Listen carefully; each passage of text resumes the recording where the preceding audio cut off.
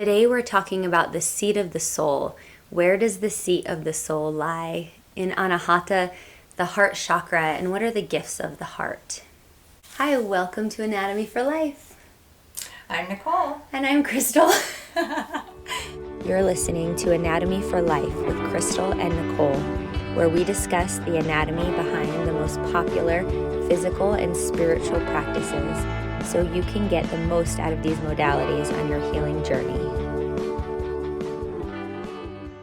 Crystal and Nicole are the partners of Zen Yoga as previous business owners who share a passion for putting power, knowledge, intuition, and health back into your own hands. We've come together with Nicole's 20 years of marketing experience and wisdom through her own personal journey with chronic illness and alternative healing, and Crystal's 20 years of experience in the yoga industry teaching, facilitating, holding space for healing, and creating anatomy curriculums for yoga teachers, healers, and different movement modality training centers to provide you with online personal and professional development resources.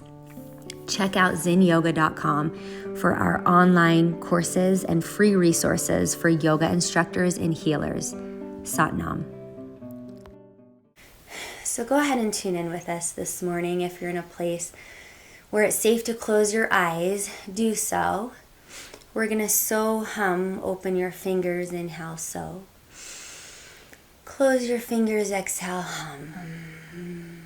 You can say it out loud or in your mind's eye. Inhale, so. Exhale, hum. 5 or 6 more, so.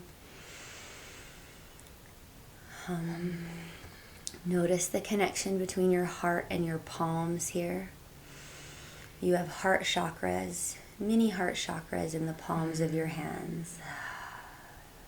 So drop your chin, focus on your heart center. One more.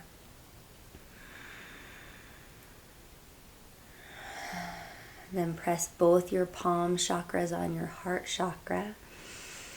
One breath to drop in, tuck your chin, descend into your heart space. Experience the vastness there. One breath to ask, what do I need to know right now?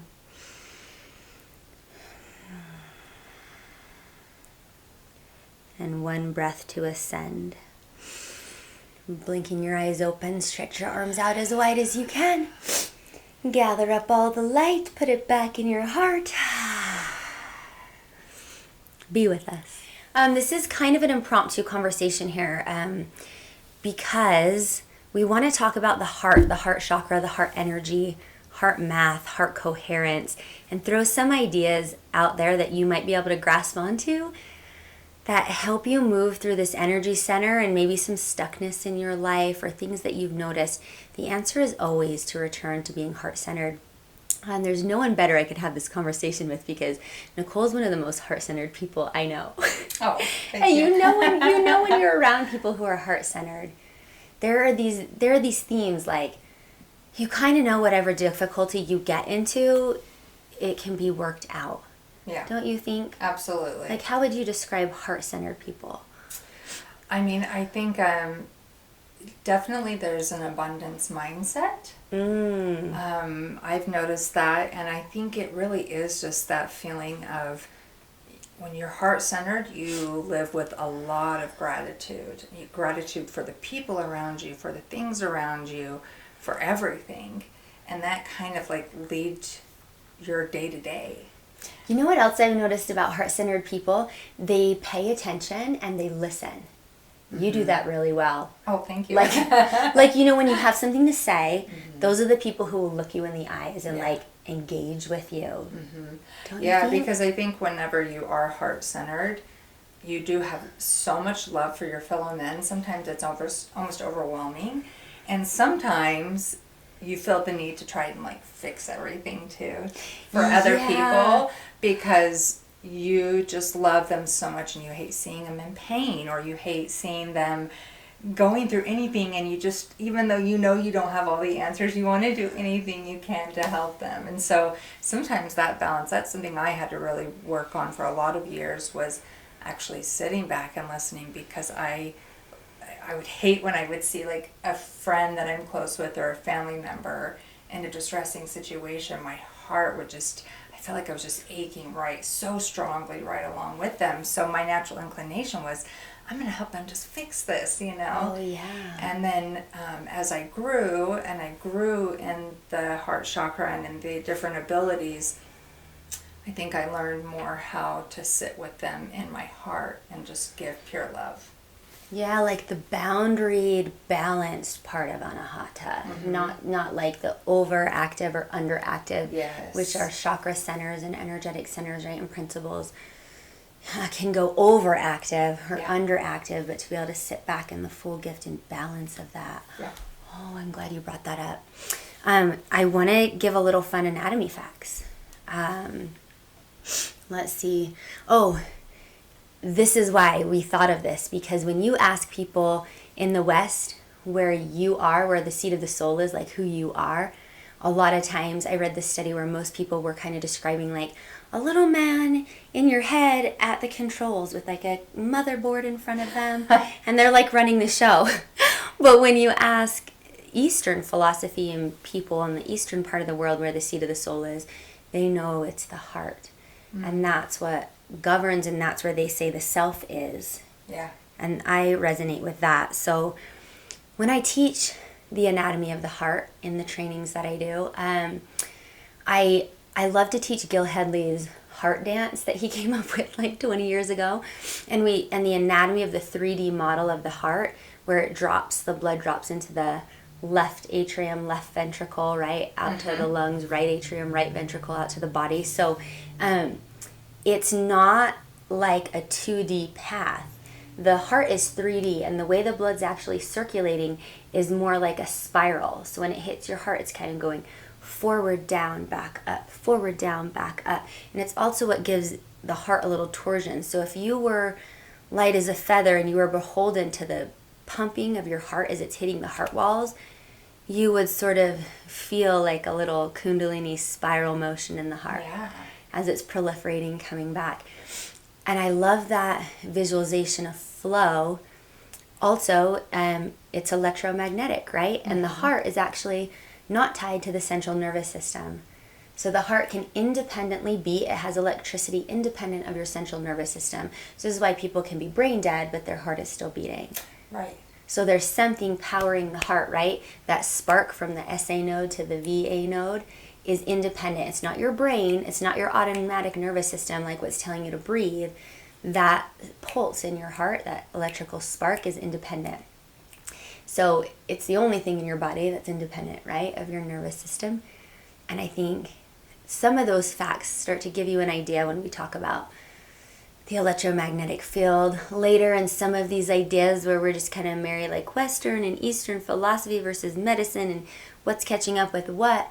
You can kind of like hold all these ideas and pass it through your intuition. Yeah, and you know what I love about that visual is that it just demonstrates so clearly, and even just the facts behind it, right, demonstrates to me so clearly how important it is for us to be tapped into that heart center.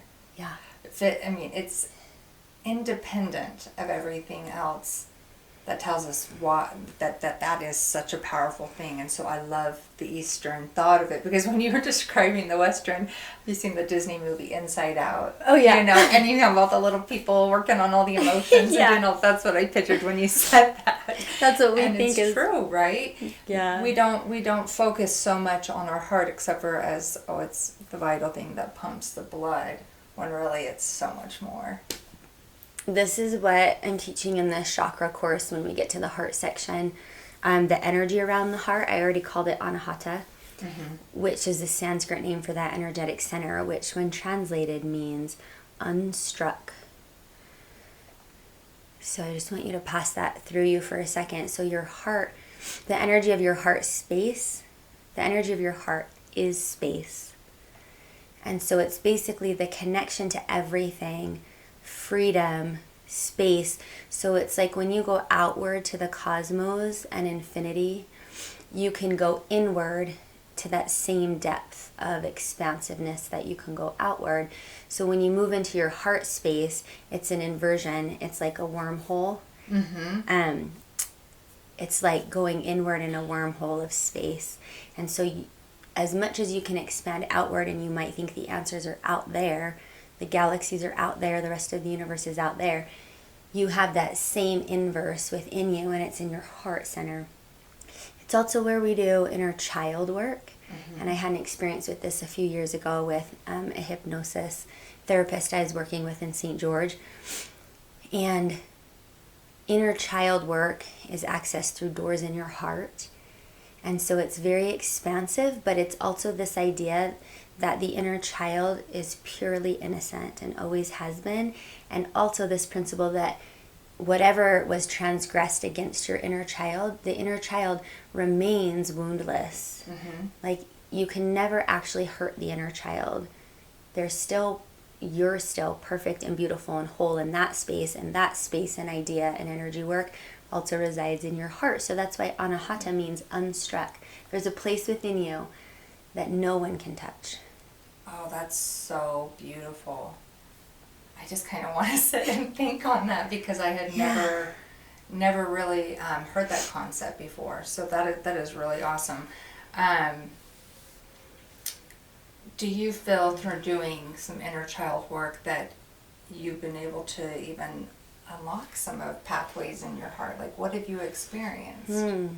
Absolutely. When I worked with that therapist in St. George, we did hypnosis, and we entered my heart in a way that took me back to when I was about 6 years old and my parents had gotten a divorce. And I had seen some truth about that timing and those moments in my life and what had actually transpired. And I saw that Jesus was walking with me the whole time, and I wasn't alone. And all the perceived hurt, that I had made up or was holding on to in my body, not made up, but the stories that I had surrounded it with, the ways my limbic system had protected me, the ways my body had grown because of those experiences and stories. There was a deeper truth that I had remained unstruck, and I had seen Jesus walking with me through those experiences. It was a remembrance, and I felt heart walls. Like, I felt like actual, like a hard candy shell was on my heart, and I actually felt it like break and crack and like dissipate, kind of like ashes would, as it broke off my heart, and my heart felt more expansive and free. And I was able to integrate that and participate in ways in some of my relationships differently, because the things I was holding on to was how I was acting and perceiving. And when I realized that my inner child had remained unstruck and was innocent, then I was able to be like, oh, I've not actually sustained these perceived attacks and suffering. I've remained inside like pure, and it was really beautiful. And then we went through and did a visualization where like we had pictured my heart as the house I had built for my life, and then I had gone down to the basement and like cleaned it up and rebuilt it. Like, we had kind of crashed everything down and like rebuilt that foundation.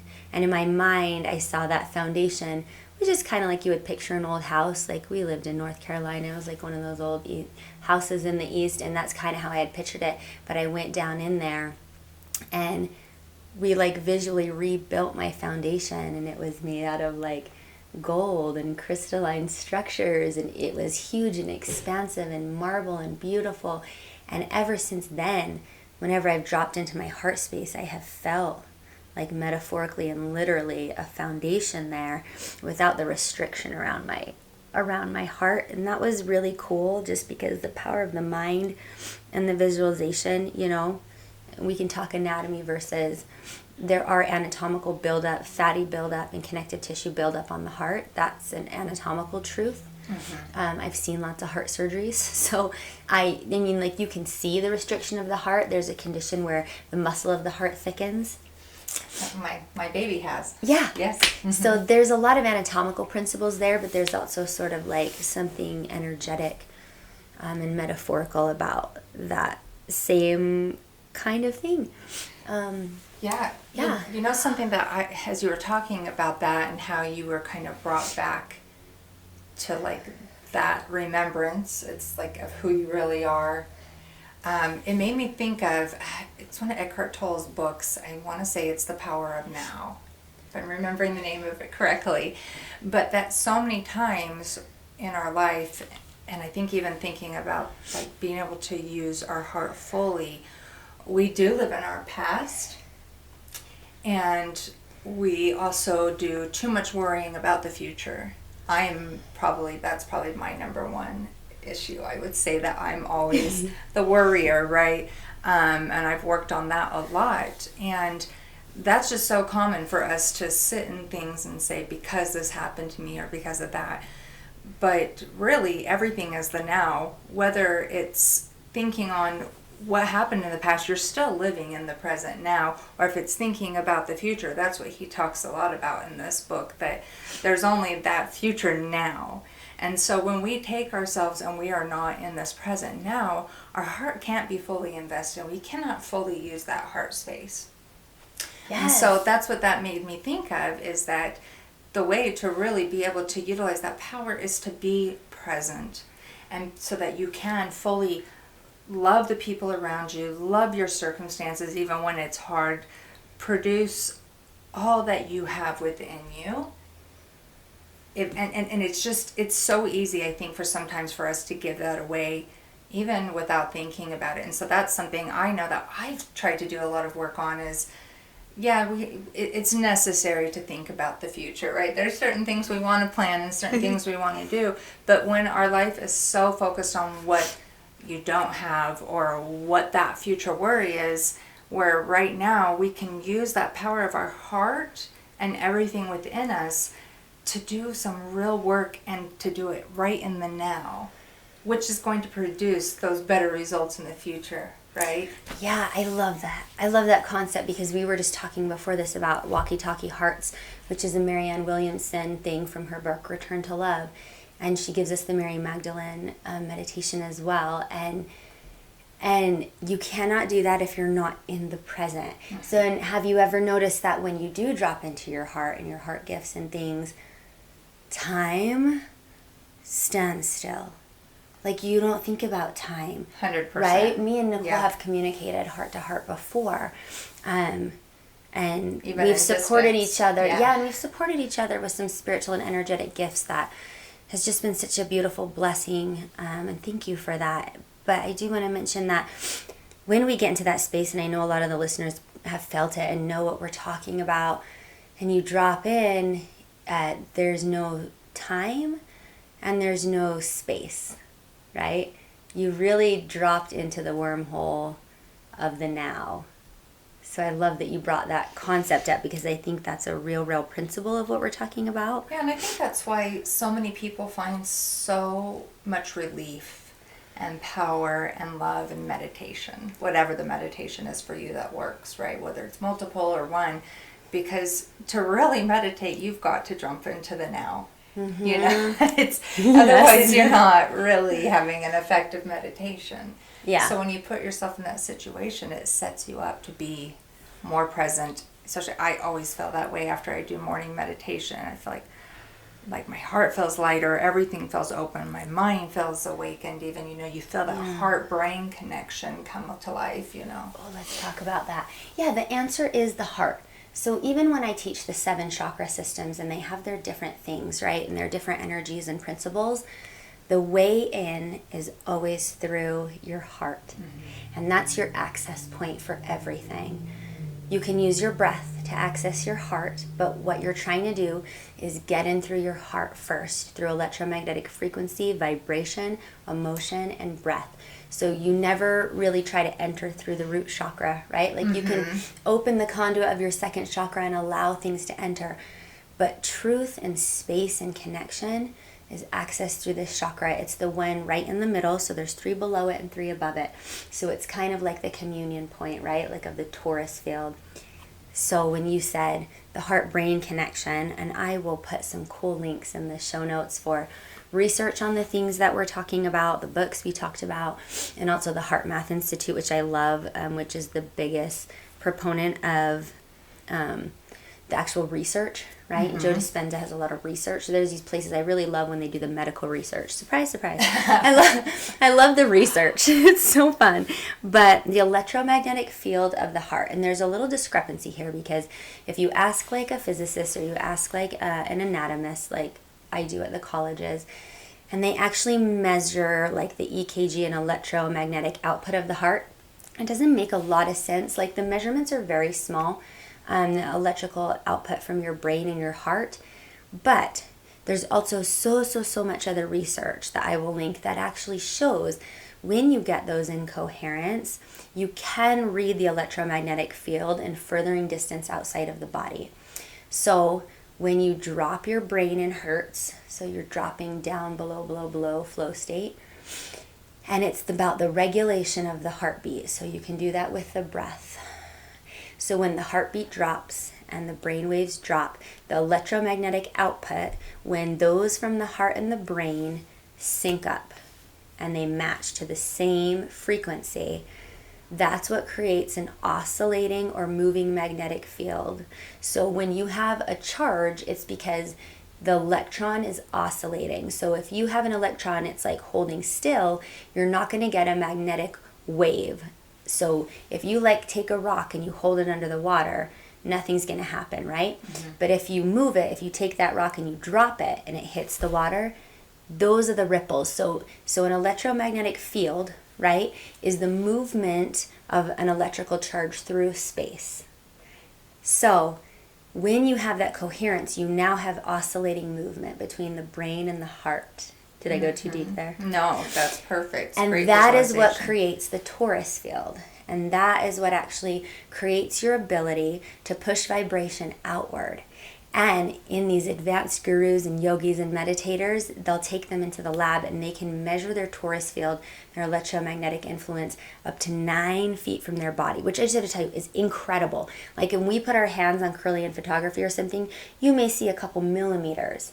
Like you may see a couple inches or feet in someone who practices this all the time, but 9 feet is pretty incredible. And in horses, you can measure their electromagnetic field. They're in heart coherence 90% of the time. They don't have to practice it like us, like we're kind of the flip, right? We're out of heart coherence 90% of the time, and we access it. Horses are in heart coherence, and this goes for most animals, 90% of the time, and a horse's torus field can be measured 30 feet from them. Wow, that's incredible. So we're just talking about the horse therapy I love to do and all the things like, yes, you are probably listening going, that's why I love horses. Yeah. You know, and cats are kind of the same way. Dogs are the same way, but the torus field's smaller. But they're in that heart coherence, that oscillating frequency most of the time. So I think that's the most interesting thing I wanted to say, because I love that. I don't know. Let me know if there's something else you want to comment on. Maybe I'll share some more personal stories on the Instagram. Like in my stories, I had a beautiful experience in ceremony this weekend that was absolutely themed like this that I'm waiting to still download with Nicole. So you're hearing it first here. One of them broke my little yogi heart, wide open. One of them was a heart experience. And when the heart opens, tears flow. So when you get into that electromagnetic frequency or you release something in the heart and you access Anahata, tears flow. Absolutely. And so when you see that, you know that heart space is opening. Yeah, that's beautiful because I've experienced that so many times. I feel like you're just reading my mind here. My tears are about to flow. Talking about all of this. And I think what would be really helpful for our listeners too who are saying, I want to access that power more. Like I want to feel that more. Maybe we can talk a little bit about some more ways that we can tend to our heart. Yeah. Okay, let's leave them with this then. I did record on our YouTube a Monday meditation I'll probably call it heart opener. It's Satkar Tar. So there's Kundalini and chanting for the heart. And you can Google that. You can go check out my meditation. And it will be a lot of movements around your chest cavity to physically break it up. And then, energetically, you'll be pulling the fists at the heart center, or you'll be doing something here, right? Or, there's another one I want to record for you, actually. That's one of my faves.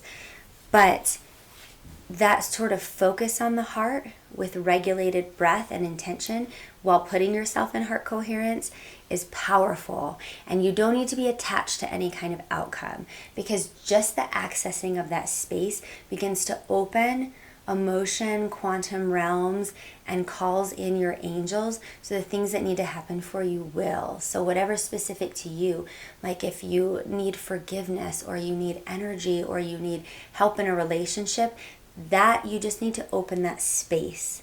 And that's how you'll access the answer for you. Another way is cacao ceremonies. We did this at a retreat in Costa Rica a couple weeks ago. Oh, it was beautiful. Cacao's a heart opener when done intentionally, open with the 4 directions. You can look a lot of this stuff up. Maybe I'll link something cool in the notes. Meditations we mentioned. Cardio exercise. Just get your heart pumping. Just start moving that energy. That's incredible. And when we're sick or when we have ailments, the hardest thing to do is move the lungs and the heart. And the health of that, you can just enter somatically. You can meditate, or you're going to start running, and your heart will get the energy it needs. Back bends and forward bends, as far as yoga poses go, are incredible with breath regulation. And it's mostly about the shoulders, right? It's less about the hips and more about really curling in like your chin to your chest and stretching through the back of your heart space and chakra, and like really pressing through the shoulders. You can just do physical poses for that. We mentioned inner child work. So whether that's regression, or you do that with a therapist, or you do that with medicine, or you do that with a deep meditation or a yoga nidra, you can access your inner child. Also, emotion releasing techniques are really amazing, because grief and sadness lies in your heart, and usually we build up emotions on top of that to protect ourselves. So if there's those layers, you may need to look into processing emotion, and we have some other podcasts on that. That way you can get to the sadness and grief and witness it. So it's worth it, because you don't want to keep doing the same thing day after day and realize you're not accessing these things. Like stop avoiding the practices. Yes, right. The way out is through. You can put a wall up. Literally, if you don't process through these things, you can't receive or give everything that you need if you've got that wall up and you're not moving through. So it's the sadness. Sit with the sadness and the grief. And the Mary Magdalene meditation, the drop-in, that's in the one on YouTube, and that's in our tune-in today. So. We will plug doing a free webinar on the 2nd chakra, and I'm putting a course out on all 7 chakras. But also there's lots of information on our platforms and lots of free tools and resources. I love it. I love this topic, and I think it's something that so many people want to be able to access more. Yeah. And the world would be a beautiful place. Yes. Let's just try to be more heart-centered, but before the reactions and the misunderstanding and the feelings come up, I just gave this lesson to my kids at the beginning of the summer. We all sat down, and there are 3 rules for the summer. I like where this is going. And the first rule is notice, become aware when you want to cut someone off, fight with someone, or think something's unfair. And then you have your trigger, and then you put your 10 fingers up and you say, something's happening. And then step 2 is to return to your heart. And if you need help with that, Mommy will help you with that. Right? And then remember your wholeness, remember your gratitude, remember that there is no lack. Just because your sibling has something and you don't, it doesn't mean it's taken away from your universe. And then 3 is to serve. I love that. So that's how my kids do their summer. No, that's how let me know how that goes. I will let you know. Don't give me any credit. That you had that talk with them. Just those little practices that maybe they can't even fully grasp yet. That will serve a lifetime after hearing that. Like you said, if we could all lead with our heart, we would all live in a different way. Yeah. Oh, And I thank love you. that practice. Thank you for always leading with your heart and Yeah. supporting me, and I love you. I love you. And thanks for being here with us today. And as Crystal said, we'll drop everything into the show notes. We'd love for you to join us in our Unlocking the Second Chakra workshop. That is a free workshop that Crystal's putting on, where you're going to have an immersive experience and be able to participate and work on the second chakra and learn so many things in new ways. So if you'd like to be a part of that, then you can go to our website and even just get into our email list. We'll have a sign up for that shortly, but you'll be invited through our email list as well. Thank you. Thank Sat you. Nam. Sat Nam.